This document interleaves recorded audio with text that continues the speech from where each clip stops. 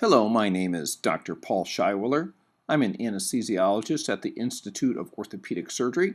I'd like to speak with you today a little bit about a brachial plexus block that your surgeon has ordered for postoperative pain management for your shoulder surgery. Before we get started, I want to introduce you to members of the anesthesia team. First person you'll likely be meeting is an SBA. An SBA is a special block assistant. She will be positioning you, prepping, and assisting you in the procedure. She will also monitor you before, during, and after the block. You also will meet an anesthesia provider. Your anesthesia provider may be a nurse anesthetist or another anesthesiologist. This is the person that will actually take you to the operating room and provide you with your anesthesia. And they will discuss this with you when you meet them. This procedure has been designed and perfected with your comfort and safety in mind.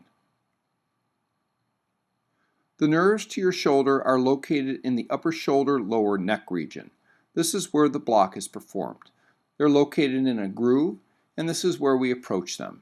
It's a very simple procedure. It will take less than 5 minutes to complete, and this block will last between 12 and 24 hours. You will be positioned initially on your side for the procedure, as indicated in the picture, and then you will be raised up. You will be in a semi-sitting position, leaning up against the rail. We ask that you let your arm hang and relax, as this will facilitate your comfort and the procedure. Next, the area will be prepped. The prep is cold. An ultrasound probe will be placed over the nerves in the neck, shoulder region. The ultrasound machine allows us to look underneath the skin and see the nerves. This is extremely helpful. We then numb up your skin with a small numbing needle, which is approximately the size that we would use for a diabetic for an insulin injection. We take a special block needle through the numb skin, and it is directed to the proper location with ultrasonic guidance.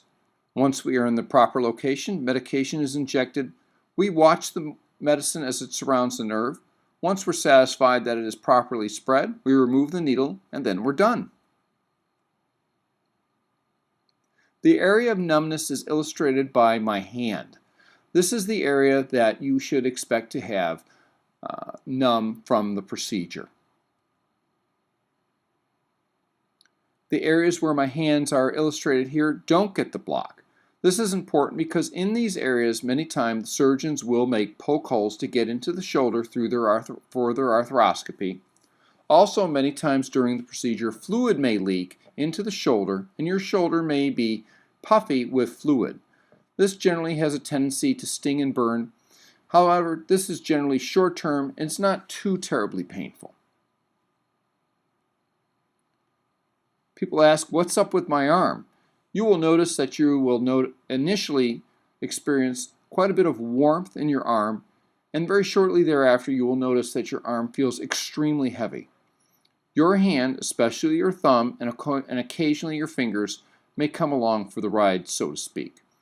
These effects are all temporary and last 12 to 24 hours. There are side effects that can occur. These can last as long as the block lasts, which again is 12 to 24 hours. If these occur, you may notice warmth to the side of your face that we did the block on. Your eye may become bloodshot and droopy. Your nose may become stuffy. Your voice may become hoarse. There is a nice nerve, long nerve, that runs from your area of the block to your diaphragm. This can cause some shortness of breath. If you do notice this, we suggest that you just sit up. This many times allows the diaphragm to fall down and gives more room for your lungs to expand. Please be very careful with your numb arm. Please protect your blocked extremity from excessive heat, sharp objects, hard or pointed surfaces. Unless directed otherwise, please keep your arm in the sling. Consider using a pillow or perhaps a wadded up blanket or towel to protect your arm. Also, if you think of your arm as a newborn child, please use the same discretion and caution that you would if you were carrying a small child in your arm. The benefits of the block also follow you into the operating room. Many times less anesthesia and less pain medications are required during your operation. You'll generally wake up quicker and have less nausea and vomiting. Many times you can get home quicker, and you'll have significantly less pain postoperatively, at least until your block resolves. Please remember to start your pain medications prior to the block resolving. You will receive specific recommendations at discharge. Anytime we place a needle in anybody for any reason at all, there is a small amount of risk. These include damage to surrounding structures and risks of medication reaction. But this is why we use an ultrasound machine, special needles. We move you into a block area.